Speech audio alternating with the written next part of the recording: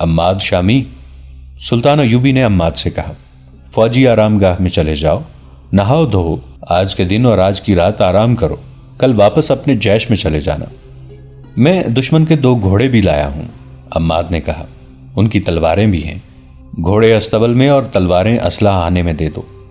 सुल्तान अयूबी ने कहा और जरा सोच कर कहा, अगर इन घोड़ों में कोई तुम्हारे घोड़े से बेहतर हो तो बदल लो, बाहर के महाज पर घोड़ों की क्या हालत है। कोई परेशानी नहीं, अम्माद ने बताया, अपना एक घोड़ा जाया होता है तो हमें सलीबियों के 2 घोड़े मिल जाते हैं। अम्माद सलाम करके बाहर निकल गया। उसने अमानत सही जगह पहुंचा दी थी। उधर से तो वो फारिग हो गया, लेकिन उसके दिल पर बोझ था। ये जज्बात का बोझ था, ये बचपन की यादों का बोझ था, और ये उसके बाप की मोहब्बत का बोझ था जो कैंप में पड़ा था। वो तजब्जुब में मुब्तला था। जंग खत्म होने तक वो बाप से मिलना नहीं चाहता था। डरता था कि बाप की मोहब्बत और दिल के पुराने जख्म उसके फर्ज के रास्ते में हायल हो जाएंगे। वो अपने घोड़े के पीछे 2 घोड़े बांधे अस्तबल की तरफ जा रहा था। उसे माहौल का कोई होश नहीं था। घोड़ा उसे एक घाटी पर ले गया। उसने सामने देखा, शोबक का कस्बा उसे नजर आ रहा था। वो रुक गया और उस कस्बे को देखने लगा जहां वो पैदा हुआ था और जहां से जला वतन हुआ था। उस पर जज्बात ने रक़्क़त तारी कर दी थी। रास्ते से हटकर रुको सवार, उसे किसी की आवाज ने चौंका दिया। उसने घूम कर देखा, पीछे एक घुड़सवार दस्ता आ रहा था। उसने घोड़े एक तरफ कर लिए। जब दस्ते का अगला सवार उसके करीब से गुजरा तो अम्माद से पूछा, बाहर से आए हो, वहां की क्या खबर है? अल्लाह का करम है दोस्तों, उसने जवाब दिया, दुश्मन खत्म हो रहा है, शोबक को कोई खतरा नहीं। दस्ता आगे चला गया तो अम्माद दाएं तरफ चल पड़ा। मैंने आपसे कुछ भी नहीं छुपाया, अयोना सुल्तान अयूबी और अली बिन सुफियान के सामने बैठी कह रही थी। वो बता चुकी थी कि वो जासूस है। उसने ये भी बताया था कि वो काहिरा में 1 महीना रह चुकी है। उसने वहां के चंद एक सरकर्दा मुसलमानों के नाम भी बताए थे जो सुल्तान अयूबी के खिलाफ सरगर्म थे, और उसने ये भी बताया था कि सलीबियों की तरफ से सूडानियों को बहुत मदद मिल रही है और सलीबी फौज के तजुर्बाकार कमांडो सूडानियों को शबखून मारने की ट्रेनिंग दे रहे हैं। अयोना ने किसी इस्तफसार के बगैर ही इतनी ज्यादा बातें बता दी जो जासूस अज़ियतों के बावजूद नहीं बताया करते, क्योंकि इनमें उनकी अपनी ज़ात भी मुलव्विस होती है। इससे अली बिन सुफियान शक में पड़ गया। अयोना, अली बिन सुफियान ने उसे कहा, मैं भी तुम्हारे फन का फनकार हूँ। मैं तुम्हें खराज तहसीन पेश करता हूँ कि तुम ऊंचे दर्जे की फनकार हो। हमारे तशद्दुद और कैद खाने से बचने और हमें गुमराह करने का तुम्हारा तरीका काबिल तारीफ है, मगर मैं इस धोखे में नहीं आ सकता। आपका नाम? अयूना ने पूछा। अली बिन सुफियान, अली ने जवाब दिया। तुमने शायद हरसन से मेरा नाम सुना होगा। अयूना उठी और आहिस्ता आहिस्ता अली बिन सुफियान के करीब जाकर 2 जानू बैठ गई। उसने अली बिन सुफियान का दायां हाथ अपने हाथ में लिया और हाथ चूम कर बोली, आपको जिंदा देखकर मुझे बड़ी खुशी हुई है।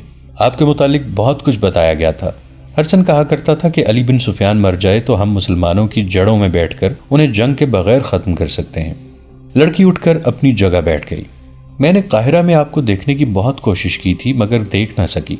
मेरी मौजूदगी में आपके कत्ल का मंसूबा तैयार हुआ था। फिर मुझे नहीं बताया गया कि यह मंसूबा कामयाब हुआ था या नहीं। मुझे शोबक बुला लिया गया था। हम किस तरह यकीन करें कि तुमने जो कुछ कहा है सच कहा है? अली बिन सुफियान ने पूछा। आप मुझ पर एतबार क्यों नहीं करते? लड़की ने झंझला कर कहा। इसलिए कि तुम सलीबी हो, सुल्तान अयूबी ने कहा। अगर मैं आपको यह बता दूं कि मैं सलीबी नहीं मुसलमान हूं तो आप कहेंगे कि यह भी झूठ है, लड़की ने कहा। मेरे पास कोई सबूत नहीं। 16-17 साल गुजरे, मैं इसी कस्बे से अगवा हुई थी। यहां आकर मुझे पता चला कि मेरा बाप कैंप में है। उसने अपने बाप का नाम बताया और यह भी बताया कि उसे अपने बाप का नाम अब मालूम हुआ है। उसने सुनाया कि अम्माद ने किस तरह सहरा से उसे बचाया था और वो रात उसे कत्ल करने लगी थी, मगर उसका खंजर वाला हाथ उठता ही नहीं था। उसने कहा, मैंने दिन के वक्त उसके चेहरे पर उसकी आंखों में नजर डाली तो मेरे दिल में कोई ऐसा एहसास बेदार हो गया जिसने मुझे शक में डाल दिया कि मैं अम्माद को पहले से जानती हूँ या उसे कहीं देखा जरूर है। मुझे याद नहीं आ रहा था। मैंने उससे पूछा तो उसने कहा कि ऐसे नहीं हो सकता। रात को 2 सलीबी सिपाहियों ने मुझ पर हमला किया तो अम्माद जाग उठा। उसने एक को बर्छी से मार दिया। मैं उस वक्त तक अपने आप को सलीबी समझती थी। मेरी हमदर्दियां सलीबियों के साथ थी, मगर मैंने दूसरे सलीबी सिपाही को खंजर से हलाक कर दिया और मुझे खुशी इस पर नहीं हुई कि मैंने उससे अपनी इज्जत बचाई है, बल्कि इस पर हुई कि मैंने अम्माद की जान बचाई है। اور جب راستے میں عماد نے میرے ساتھ اپنے متعلق کچھ جذباتی باتیں کی تو زندگی میں پہلی بار میرے سینے میں بھی جذبات بیدار ہو گئے۔ میں تمام سفر میں عماد کو دیکھتی ہی رہی۔ مجھے صرف اتنا یاد آتا ہے کہ مجھے بچپن میں اغوا کیا گیا تھا، مگر یہ یاد بھی ذہن میں دھندلی ہو گئی۔ آپ کو معلوم ہے کہ مجھ جیسی لڑکیوں کو کس طرح تیار کیا جاتا ہے؟ بچپن کی یادیں اور اصلیت ذہن سے اتر جاتی ہے۔ یہی حال میرا ہوا، لیکن مجھے یقین ہونے لگا کہ عماد کو میں جانتی ہوں۔ یہ خون کی کشش تھی، آنکھوں نے آنکھوں کو اور دل نے دل کو پہچان لیا تھا۔ شاید عماد نے بھی یہی کچھ محسوس کیا، اور شاید اسی احساس کا اثر تھا کہ اس نے مجھ جیسی دلکش لڑکی کو اس طرح نظر انداز کیا رکھا جیسے میں اس کے ساتھ تھی ہی نہیں۔ اس نے مجھے گہری نظروں سے بہت دفعہ دیکھا ضرور تھا۔ ایونا نے تفصیل سے سنایا کہ شوبک میں داخل ہو کر عمار ایک مکان کے آگے رک گیا اور ہم دونوں اندر چلے گئے۔ اس نے کہا، یہ گھر اندر سے دیکھ کر میری یادیں بیدار ہونے لگیں۔ مجھے ذہن پر دباؤ ڈالنے کی ضرورت محسوس نہیں ہوئی۔ ذہن اپنے آپ ہی مجھے اس گھر میں گھمانے پھرانے لگا۔ میں نے ایک کواڑ کی الٹی طرف دیکھا، وہاں مجھے خنجر کی نوک سے کھدی ہوئی لکیریں نظر آئیں۔ یہ میں نے بچپن میں بڑے بھائی کے خنجر سے کھودی تھی۔ میرا ذہن مجھے ایک اور کواڑ کے پیچھے لے گیا، وہاں بھی ایسی ہی لکیریں تھیں۔ پھر میں نے عماد کو اور زیادہ غور سے دیکھا۔ داڑھی کے باوجود اس کی 16-17 سال پرانی صورت یاد آ گئی۔ میں نے اپنے آپ کو بڑی مشکل سے قابو میں رکھا۔ میں نے عماد کو بتایا نہیں کہ میں اس کی بہن ہوں۔ وہ اتنا پاک فطرت انسان اور میں اتنی ناپاک لڑکی، وہ اتنا غیرت مند اور میں اتنی بے غیرت۔ اگر میں اسے آج بتا دیتی تو معلوم نہیں وہ کیا کر گزرتا۔ اس دوران علی بن سفیان نے کئی بار سلطان ایوبی کی طرف دیکھا۔ وہ لڑکی کو ابھی تک شک کی نگاہوں سے دیکھ رہے تھے، لیکن لڑکی کی جذباتی کیفیت، اس کے آنسو اور بعض الفاظ کے ساتھ اس کی سسکیاں دونوں پر ایسا اثر کر رہی تھیں جیسے لڑکی کی باتیں سچ ہیں۔ لڑکی نے آخر انہیں اس پر قائل کر لیا کہ اس کے متعلق وہ چھان بین کریں۔ اس نے کہا، آپ مجھ پر اعتبار کریں نہ کریں، مجھے قید خانے میں ڈال دیں، جو سلوک کرنا چاہتے ہیں کریں، مجھے اور کچھ نہیں چاہیے۔ میں اب زندہ نہیں رہنا چاہتی۔ اگر آپ اجازت دیں تو میں اپنے گناہوں کی بخشش کے لیے کچھ کر کے مرنا چاہتی ہوں۔ کیا کر سکتی ہو؟ سلطان ایوبی نے پوچھا۔ اگر آپ مجھے کرک تک پہنچا دیں تو میں سلیب کے 3-4 بادشاہوں اور اپنے محکمے کے سربراہ ہرسن کو قتل کر سکتی ہوں۔ ہم تمہیں کرک تک پہنچا سکتے ہیں، سلطان ایوبی نے کہا، لیکن اس کام سے نہیں کہ تم کسی کو قتل کرو۔ میں تاریخ میں اپنے متعلق یہ تہمت چھوڑ کر نہیں مرنا چاہتا کہ صلاح الدین ایوبی نے اپنے دشمنوں کو ایک عورت کے ہاتھوں مروایا تھا اور شوبک میں فوج لے کر بیٹھا رہا۔ اگر مجھے پتہ چلے گا کہ صلیبیوں کا کوئی بادشاہ کسی لا علاج مرض میں مبتلا ہے تو میں اس کے علاج کے لیے اپنے طبیب بھیجوں گا، اور پھر ہم تم پر ایسا بھروسہ کر بھی نہیں سکتے۔ البتہ تمہاری اس خواہش پر غور کر سکتے ہیں کہ تمہیں معاف کر کے کرک بھیج دیں۔ نہیں، ایونا نے کہا، میرے دل میں ایسی کوئی خواہش نہیں، میں یہیں مروں گی۔ میری اس خواہش کا ضرور خیال رکھیں کہ عماد کو یہ نہ بتائیں کہ میں اس کی بہن ہوں۔ میں کیمپ میں اپنے باپ کو ضرور دیکھنے جاؤں گی، لیکن اسے بھی نہیں بتاؤں گی کہ میں اس کی بیٹی ہوں۔ وہ زار و قطار رونے لگی۔ علی بن سفیان نے اپنی ضرورت کے مطابق اس سے بہت سی باتیں پوچھی، پھر سلطان ایوبی سے پوچھا کہ اسے کہاں بھیجا جائے۔ سلطان ایوبی نے سوچ کر کہا کہ اسے آرام اور احترام سے رکھو، فیصلہ سوچ کر کریں گے۔ علی بن سفیان اسے اپنے ساتھ لے گیا اور ان کمروں میں سے ایک اسے دے دیا جہاں جاسوس لڑکیاں رہا کرتی تھیں۔ لڑکی نے وہاں رہنے سے انکار کر دیا اور کہا، ان کمروں سے مجھے نفرت ہے۔ کیا یہ ممکن نہیں کہ مجھے اس گھر میں رکھا جائے جہاں سے میں اغوا ہوئی تھی؟ نہیں، علی بن سفیان نے جواب دیا، کسی کے جذبات کی خاطر ہم اپنے قواعد و ضوابط نہیں بدل سکتے۔ وہاں کے پہرے داروں اور ملازموں کو کچھ ہدایات دے کر علی بن سفیان لڑکی کو وہاں چھوڑ گیا۔ عماد فوجی آرام گاہ میں آ گیا اور نہا کر سو گیا، مگر اتنی زیادہ تھکن کے باوجود اس کی آنکھ کھل گئی۔ کوشش کے باوجود وہ سو نہ سکا۔ اس کے ذہن میں یہی ایک سوال کلبلا رہا تھا کہ باپ سے ملے یا نہ ملے۔ تھک ہار کر وہ اٹھا اور اس جگہ کی طرف چل پڑا جو شوبک میں مسلمانوں کے کیمپ کے نام سے مشہور تھی۔ وہاں پہنچ کر اس نے اپنے باپ کا نام لیا اور پوچھتا پوچھتا باپ تک پہنچ گیا۔ اس کے سامنے ایک بوڑھا لیٹا ہوا تھا۔ عماد نے اس سے ہاتھ ملایا اور اپنے آپ کو قابو میں رکھا۔ اس کا باپ ہڈیوں کا پنجر بن چکا تھا۔ اسے اچھی خوراک اور دوائیاں دی جا رہی تھیں۔ عماد نے اپنا تعارف کرائے بغیر اس سے حال پوچھا تو اس نے بتایا کہ 16 برسوں کی اذیت ناک مشقت، قید اور بچوں کے غم نے اس کا یہ حال کر دیا ہے کہ اتنی اچھی غذا اور اتنی اچھی دوائیاں اس پر کوئی اثر نہیں کر رہی۔ باپ دھیمی آواز میں عماد کو اپنا حال سنا رہا تھا، لیکن عماد 16-17 سال پیچھے چلا گیا تھا۔ اسے باپ کی صورت اچھی طرح یاد تھی۔ اب اس کے سامنے جو باپ لیٹا ہوا تھا اس کے چہرے کی ہڈیاں باہر نکل آئی تھیں۔ پھر بھی اسے پہچاننے میں عماد کو ذرا بھر دقت نہ ہوئی۔ اس نے کئی بار سوچا کہ اسے بتا دے کہ وہ اس کا بیٹا ہے۔ اس نے عقل مندی کی کہ نہ بتایا۔ اس نے 2 خطرے محسوس کیے تھے، ایک یہ کہ باپ یہ خوشگوار دھچکا برداشت نہیں کر سکے گا، دوسرا یہ کہ اگر اس نے برداشت کر لیا تو اس کے لیے رکاوٹ بن جائے گا، اور یہ بھی ہو سکتا ہے کہ وہ محاذ پر جانے لگے تو یہ صدمہ اسے لے بیٹھے۔ وہ باپ سے ہاتھ ملا کر چلا گیا۔ وہ آرام گاہ میں واپس گیا تو اسے حکم ملا کہ مرکز اسے ابھی یہیں رکھنا چاہتا ہے، اس لیے وہ ہر وقت آرام گاہ میں حاضر رہے۔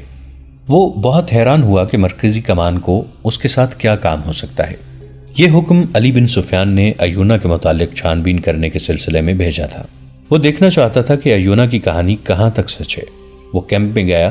ایونہ نے اسے اپنے باپ کا نام بتا دیا تھا جو اسے عمار سے معلوم ہوا تھا۔ علی بن سفیان نے باپ سے تصدیق کرا لی کہ اس کی بچی اغوا ہوئی تھی۔ بڑا بیٹا اور بیوی مارے گئے تھے اور چھوٹا بیٹا اس کے پڑوسی کے ہاں چلا گیا تھا، جس کے متعلق اسے کیمپ میں اطلاع ملی تھی کہ شوبک سے نکلوا دیا گیا ہے۔ آدھی رات کا عمل ہوگا۔ ایونہ بستر سے اٹھی۔ اس وقت تک اسے نیند نہیں آئی تھی۔ اس نے علی بن سفیان کے رویے سے محسوس کر لیا تھا کہ اس پر اعتبار نہیں کیا گیا اور اب نہ جانے اس کا انجام کیا ہوگا۔ وہ سوچ رہی تھی کہ وہ کس طرح یقین دلائے کہ اس نے جو اپنی آپ بیتی سنائی ہے وہ جھوٹ نہیں۔ اس کے ساتھ ہی اس کا خون انتقام کے جوش سے کھول رہا تھا۔ عماد کے ساتھ اپنے گھر میں جا کر اس کے ذہن میں بچپن کی یادیں از خود جاگ اٹھی تھیں اور وہ خواب کی طرح اسے بہت سی باتیں یاد آ گئی تھیں۔ اسے یہ بھی یاد آ گیا تھا کہ اسے اغوا کے بعد بے تحاشا پیار، کھلونوں اور نہایت اچھی خوراک سے یہ روپ دیا گیا تھا۔ پھر اسے وہ گناہ یاد آئے جو اس سے کرائے گئے تھے اور وہ سراپا گناہ بن گئی تھی۔ وہ انتقام لینے کو بےتاب ہوئی جا رہی تھی۔ اس جذباتی حالت نے اسے سونے نہیں دیا تھا۔ اس ذہنی کیفیت میں باپ سے ملنے کی خواہش بھی شدت اختیار کرتی جا رہی تھی۔ وہ باہر نہیں نکل سکتی تھی۔ باہر 2 پہرے دار ہر وقت چلتے رہتے تھے۔ اس کا دماغ اب سوچنے کے قابل نہیں رہا تھا۔ وہ اب جذبات کے زیر اثر تھی۔ اس نے دروازہ ذرا سا کھول کر دیکھا۔ اسے باتوں کی آوازیں سنائی دیں۔ دائیں طرف کوئی 20 گز دور اسے دونوں پہرے دار باتیں کرتے سائے کی طرح نظر آئے۔ لڑکی دروازے میں سے سر نکالے انہیں دیکھتی رہی۔ پہرے دار وہاں سے ذرا پرے ہٹ گئے۔ لڑکی دبے پاؤں باہر نکلی اور اس عمارت کی اوٹ میں ہو گئی۔ آگے گھاٹی اترتی تھی۔ وہ بیٹھ گئی اور پاؤں پر سرکتی گھاٹی اتر گئی۔ اب اسے پہرے دار نہیں دیکھ سکتے تھے۔ اسے معلوم تھا کہ مسلمانوں کا کیمپ کہاں ہے اور اسے یہ بھی معلوم ہو چکا تھا کہ اب یہ کیمپ قید خانے سے مہمان خانہ بنا دیا گیا ہے، اس لیے اسے یہ خطرہ نہیں تھا کہ وہاں کوئی سنتری اسے روک لے گا۔ وہ باپ کو ملنے جا رہی تھی جس کا اسے صرف نام معلوم تھا۔ وہ تیز تیز جا رہی تھی کہ اسے پیچھے سے کسی کے قدموں کی آہٹ سنائی دی۔ اس نے پیچھے دیکھا مگر کوئی نظر نہ آیا۔ اس آہٹ کو وہ اپنے قدموں کی آہٹ سمجھ کر چل پڑی، لیکن یہ کسی اور کی آہٹ تھی۔ ایک تنومند آدمی وہیں سے اس کے پیچھے چل پڑا تھا جہاں سے وہ گھاٹی اتری تھی۔ ایونہ کو یہ آہٹ ایک بار پھر سنائی دی۔ وہ رکی ہی تھی کہ اس کے سر اور منہ پر کپڑا آن پڑا۔ پلک جھپکتے کپڑا بند گیا اور 2 مضبوط بازوں نے اسے جکڑ کر اٹھا لیا۔ وہ تڑپی مگر تڑپنا بیکار تھا۔ رات تاریک تھی اور یہ علاقہ غیر آباد تھا۔ ذرا آگے جا کر اسے ایک کمبل میں لپیٹ کر گٹھڑی کی طرح اٹھا لیا گیا۔ وہ ایک نہیں 2 آدمی تھے۔ نصف گھنٹے کے بعد اسے اتار کر کھولا گیا۔ وہ ایک کمرے میں تھی جس میں 2 دیے جل رہے تھے۔ وہاں چند آدمی تھے۔ اس نے سب کو باری باری حیرت سے دیکھا اور کہا، تم لوگ ابھی یہاں ہو؟ اور آپ گیرالٹ، آپ بھی یہی ہیں؟ ہم جا کر آئے ہیں، گیرالٹ نے جواب دیا، تم سب کو یہاں سے نکالنے کے لیے۔ اچھا ہوا کہ تم مل گئیں۔ یہ وہ 40 صلیبی تھے جنہیں کرک سے اس کام کے لیے بھیجا گیا تھا کہ جاسوس لڑکیاں جو مسلمانوں کے قبضے میں رہ گئی ہیں انہیں وہاں سے نکالیں اور شوبک میں اپنے جو جاسوس رہ گئے ہیں انہیں وہاں منظم کریں اور اگر ممکن ہو تو وہاں تخریب کاری بھی کریں۔ تخریب کاری میں ایک کام یہ بھی تھا کہ استبل میں داخل ہو کر جانوروں کے چارے میں زہر ملائیں، رسد کو آگ لگائیں اور فوجیوں کے لنگر خانے میں بھی زہر ملا سکیں تو کوشش کریں۔ اس گروہ کا کمانڈر گیرالٹ نامی ایک برطانوی تھا جو تباہ کار جاسوسی کا ماہر سمجھا جاتا تھا۔ ایونہ اسے بہت اچھی طرح جانتی تھی، بلکہ اس کی شاگرد رہ چکی تھی اور اس کے ساتھ اس کی دوستانہ بے تکلفی بھی تھی۔ اسے دیکھ کر ایونہ کا خون نفرت اور انتقام کے جوش سے کھول اٹھا، لیکن وہ فوراً سنبھل گئی۔ یہ موقع نفرت کے اظہار کا نہیں تھا۔ گیرالٹ تو ایسا گمان بھی نہیں کر سکتا تھا کہ ایونہ بالکل بدل گئی ہے۔ उसने अयूना से पूछा कि वो कहाँ जा रही थी। अयूना ने कहा कि उसे फरार का मौका मिल गया था, इसलिए वो फरार हो रही थी। गेराल्ड ने उसे बताया कि वो छापा मार जासूसों का एक गिरोह करक के मजलूम मुसलमानों के बहरूप में यहाँ लाया है। इन दिनों शोबक के हालात ऐसे थे कि ये गिरोह आसानी से एक ही गिरोह की सूरत में शहर में आ गया था। जंग की वजह से लोग आ जा रहे थे, इर्द गिर्द के देहात के मुसलमान भी शहर में आ रहे थे। इसी धोखे में ये गिरोह भी आ गया। शहर में पहले से जासूस मौजूद थे, उन्होंने पूरे गिरोह को पसे पर्दा कर लिया। गेराल्ड ने अयूना को बताया कि वो 2 रातों से इस मकान को देख रहा है जिसमें लड़कियां हैं। इस जगह से वो अच्छी तरह वाकिफ था, ये उन्हीं की बनाई हुई थी। रात को वो देखने जाता कि पहरेदारों की हरकत और मामूल क्या है। ये बड़ा अच्छा इत्तेफाक था कि उसे अयूना मिल गई। अयूना ने उसे बताया कि लड़कियों को निकालना इतना आसान नहीं, ताहम निकाला जा सकता है। रात को ही स्कीम तैयार हुई। अयूना ने गेराल्ड को बताया कि लड़कियां खुले कमरों में हैं जो कैद खाना नहीं, पहरेदार सिर्फ 2 हैं। इस किस्म की और भी बहुत सी तफसीलात थीं जो अयूना ने उन्हें बताई। ये भी तय हो गया था कि लड़कियों को निकालने के लिए कितने आदमी जाएंगे और बाकी आदमी कौन से मकान में जमा होंगे। इस स्कीम के बाद अयूना ने यह तजवीज़ पेश की कि उसे वापस चले जाना चाहिए, क्योंकि उसकी गुमशुदगी से लड़कियों पर पहरा सख्त कर दिया जाएगा, जिससे ये मुहिम नामुमकिन हो जाएगी। गेराल्ड ने अयूना की ये तजवीज़ पसंद की और उसे अपने साथ ले जाकर उसकी रिहाइशगाह के करीब छोड़ दिया। अयूना को बाहर से आते देखकर पहरेदारों ने उससे बाज पुरस की। उसने ये कहकर टाल दिया कि वो दूर नहीं गई थी। पहरेदार उसलिए चुप हो गए कि ये उनकी लापरवाही थी कि लड़की निकल गई थी। दूसरे दिन अली बिन सुफियान किसी और काम में मसरूफ था। अयूना ने पहरेदारों से कहा कि वो उसे अली बिन सुफियान के पास ले चलें। उन्होंने ये कहकर इनकार कर दिया कि यहाँ इसके बुलाने पर कोई नहीं आएगा, बल्कि उसकी जब जरूरत होगी तो उसे बुलाया जाएगा। अयूना ने बड़ी मुश्किल से पहरेदारों को कायल किया कि वो किसी और को बताए बगैर मरकजी कमान के किसी फर्द तक ये पैगाम पहुंचा दे कि निहायत अहम और नाजुक बात करनी है। उसने पहरेदारों से कहा कि अगर उन्होंने उसका पैगाम ना पहुंचाया तो इतना ज्यादा नुकसान होगा कि पहरेदार इस कोताही की सजा से बच नहीं सकेंगे। पहरेदारों ने यह पैगाम भिजवाने का बंदोबस्त कर दिया।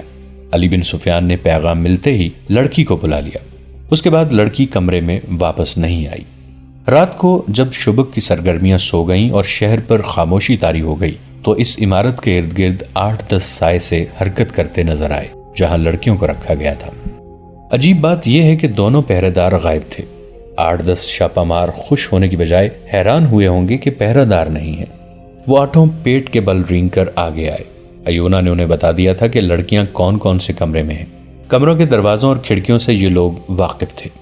2 छापामार एक कमरे में दाखिल हो गए। बाकियों ने परवाह न की कि वहां पहरेदार हैं या नहीं। उन्हें यह बता दिया गया था कि पहरेदार सिर्फ 2 होते हैं। 2 पर 10 का काबू पाना मुश्किल काम नहीं था। वो सब लड़कियों के कमरों में घुस गए, मगर उनमें से कोई बाहर ना निकला। दोस्तों, आज के लिए इतना ही। इसी कहानी की अगली किस्त के साथ बहुत जल्द हाजिर होंगे। नीचे कमेंट सेक्शन में अपनी राय का इजहार जरूर कीजिएगा। हमारे इस चैनल को सब्सक्राइब करके नीचे मौजूद बेल आइकन को भी जरूर क्लिक कीजिएगा। अगली मुलाकात तक के लिए हमारा और आपका अल्लाह निगहबान।